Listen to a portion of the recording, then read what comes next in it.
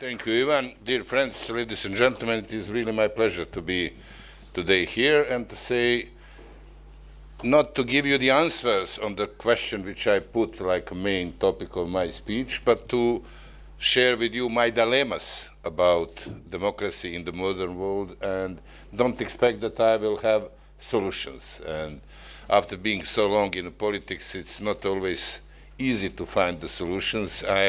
I know that for sure. And thank you, Mark, for inviting me.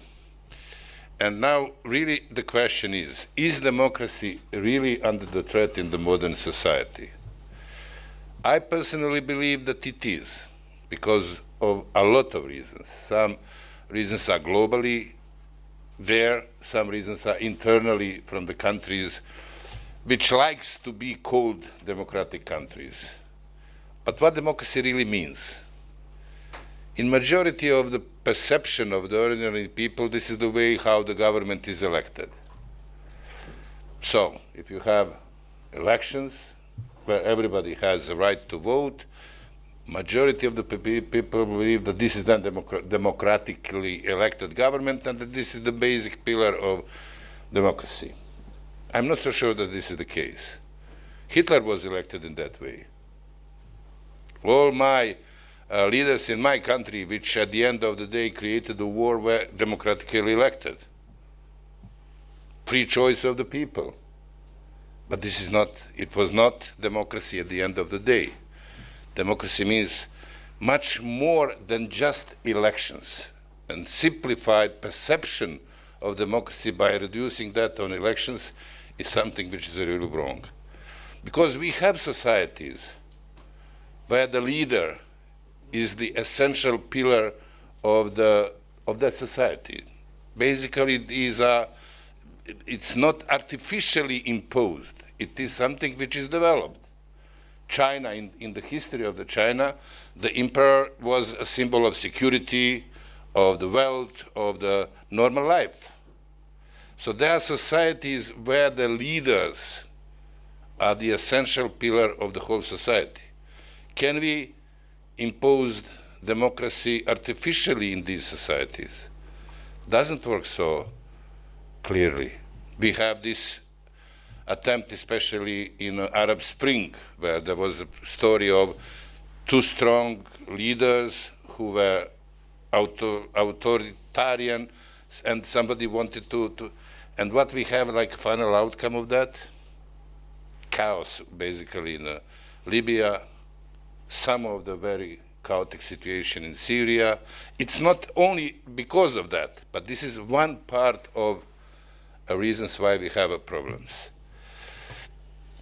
Example from Bosnia and Herzegovina. You know, in Bosnia, after we accepted the peace, international community has a special, very strong position, which is called High Representative. Basically, it was the king of Bosnia. And it came, all of them, there were almost close to 10 of them in all these 25 years after the peace was signed, and still we have one. So still international community has basically a king. And all of them came from democratic countries with very democratic, let's say, political practice. But even in Bosnia, if you have unlimited power, even if the high representative is coming from democratic societies, it finished at the end like a autocracy. We had, for instance, Paddy Ashdown coming from UK, one of leaders of one of the parties in UK, very relatively significant political figure in UK. There he was just a leader and not very successful leader of the party, never had any strong role. And then coming to Bosnia, had complete power. At that time, there is a body which was some sort of the control of the high rep, which is so-called Peace Implementation Council. But there, I apologize to the ambassadors, they were just ambassadors there. So ambassadors typically like that their mandate is going without any difficulties. So just it's smoothly done. They can wait for the next post and everything. If there are challenges, a problem. So Pedi Eshdown in one day decided to dismiss 125 elected personalities in Bosnia because he believed that that didn't work in a way which he believes was good. So can you imagine to dismiss 125 elected personalities and speaking that this is not because of democracy? I'm just giving you one very small impression how that works. So for democracy you need more, not just elections. You have to have society prepared for that. You have media, you have to have academicians, you have to have a critical view, you have to create independent institutions. And do we have that now even in a very democratic countries? If you see what is going on in the United States these days, this is a war, this is not campaign. This was real war with all possible means. The society is very much divided, and what will happen there will have a big influence all over the world. What do we have now in Europe? In Europe, there is a lack of the leaders with a vision. We have a people typically just trying to be re-elected without long-term vision what to do. There are some of them with some sort of the vision, but majority, the mainstream, is very critical about them. We cannot say that Orban doesn't have a vision, but there is a huge criticism about him. Then on the other hand, some other leaders doesn't have something which is, let's say, vision. So there are some developments. The question is why in Europe, with so huge experience of the democracy, we have now increase of the so-called populist parties. There must be some reason. These people are not stupid. Something is there, and I don't think that we have the real answers on that. Even here in Germany, increase of these radical right parties. There must be something which is maybe hidden, which is not discussed, which is not put on the table to discuss in a very frank way. There are too many, how to say, socially accepted positions that nobody wants to risk to have a little bit different view and to speak frankly about these issues. Personal experience. In a few conferences, I always emphasize that it would be good, if it's possible, to start to speak about the peace in Ukraine. If you are not under the mainstream, you are always in a situation that everybody said he is pro-Russian. I'm not pro-Russian. I think that what Russia did in Ukraine is not different than what Germany did in Poland so many years ago. But at the end of the day, we have to start to speak about the peace. And nobody is speaking about that. Nobody from the main political parties. Everybody just speaks, let's continue with the war. At the end of the day, it's easy to say that from this room here. Yes, it's a little bit warm, but it's not too warm. But can you imagine to be somewhere there where every day, it's not thousands, then hundreds of the people would be killed. And what is wrong by saying, let's start to speak about the peace at the end of the day? So this mainstream, socially accepted views are main problem of the current democracies. We have a lack of the readiness to speak frankly about openly about the real issues. If you have that, it's typically that you can expect too strong criticism from all sides. And honestly, as President Ivanov said, can we speak about the peace if we have so many wars? It's really not possible. They have to come together. My country is one of the examples that peace is possible, but doesn't mean that it is really everything is solved now after the peace was agreed. It's not. We are still very unstable country with a lot of difficulties. Bosnia, everybody said it's complicated. It's not so complicated. Bosnia is not more complicated than Swiss, than Belgium. But there is one big difference between them and Bosnia. We didn't accept honestly the rules. We are trying to cheat each other still. In Swiss, they accepted the rules. They even have more decentralized system than Bosnia. But they accepted the rules and they are trying to find the solutions. But for that, you need to have leaders with a vision ready to make a compromise.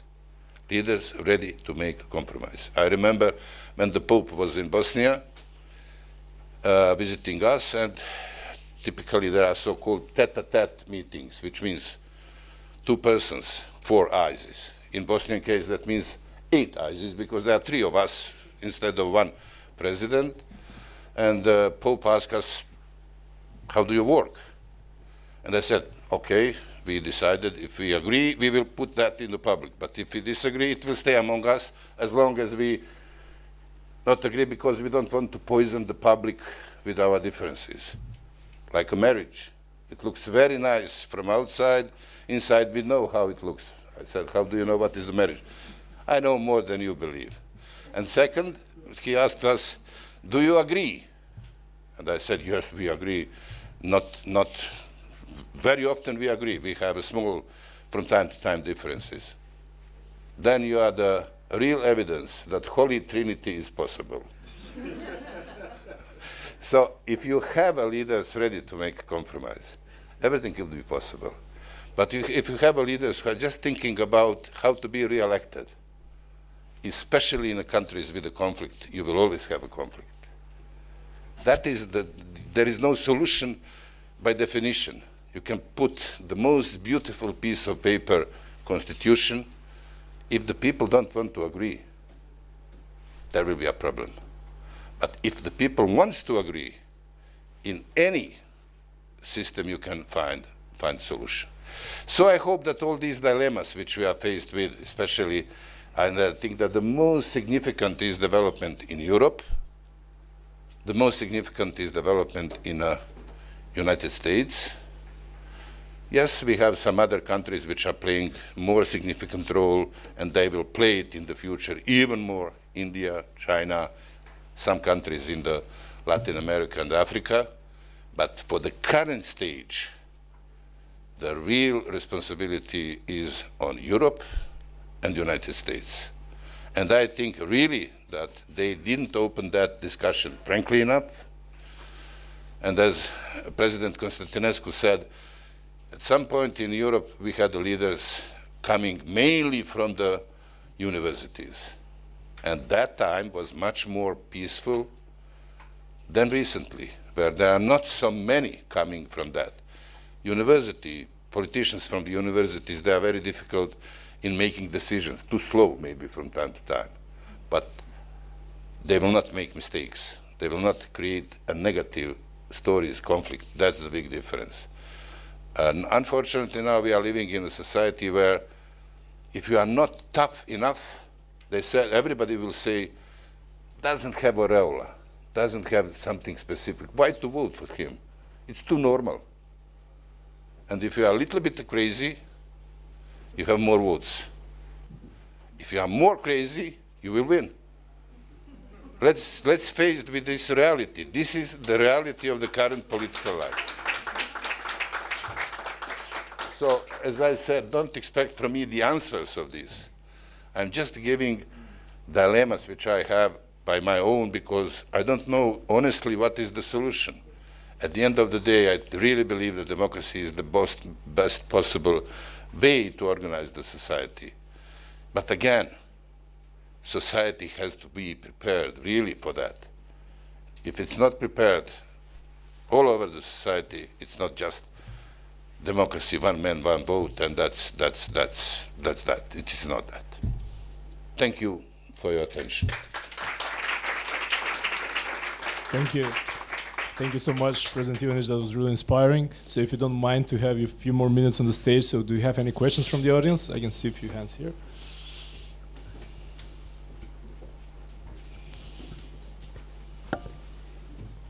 Okay, thank you so much for your good presentations all time. My name is Abdulazim Nurbash. I'm the lecturer University of Kabul University. Now I'm here. Just my question is that all time is Joe Biden saying democracy and the threat of the in America. What's the meaning of this? This is the promotion to radicalism or other issues in the new world. And also Kamala Harris also meeting with Netanyahu. She said, please stop the war. This is the benefitism for America or the for the elections and the new situation for the America. Which one is that, please? Okay, thank you. I told you at the beginning that the campaign between the Biden and the Trump looks like a real war. It's not just a wording, it's about the view of the society. And it's very dangerous that the society of the United States is very divided. It's divided. You know that about the president will decide just few states. All the other results are predictable. What is the essence? I don't know. I really don't. It's very difficult to predict a leader like a Trump, what he will do in the future. Very difficult. It's almost unpredictable. You don't know that. But to be very frank, when he said 3% of the GDP for the NATO or NATO will not exist, did he succeed in that? Almost yes. So some of his positions, his statements are not just rhetoric. He's doing that. On the other hand, what you can see from the Democrats here, it's basically the values which are acceptable worldwide, more. Less, at least in the wording, I have also personal dilemma. Let's say compare what is going on in Middle East, Israel and Palestine, and what is going on in Ukraine. For the Americans, Russian intervention in Ukraine is not legitimate. Israel intervention in Palestine, it is. For the Russians, their intervention in Ukraine is legitimate, but Israel intervention there is not. In reality, let's be honest, if it's not completely similarity, it's very close. So how the world can function if you don't apply the same rules all the time? It's not possible. Simply it's then the big game of the big players. If I have a sympathies for one thing, but can close the eyes in the other case, if it's in my benefit, this is something which is completely unacceptable. So very difficult. I don't know. It will be, I think that these elections in the United States are very essential. Most probably if Harris will win, we can expect the America like it is now. If Trump wins second term, he wants to be remembered with something, we can expect something unpredictable. What is that? I simply don't know.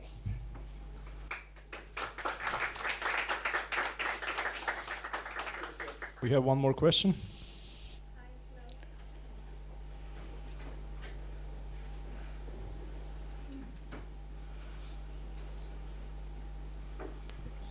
Hello, thank you for your speech. My name is Hannah. I'm from Estonia. You talked about politicians having a vision. My question for you is, how would you imagine that peace would look for both Russia and Ukraine? Difficult answer. If I give you the real answer, I expect the Nobel Prize for that. So hope that you will promote me. I have my opinion. I think, and I said that when I spoke about the potential solution.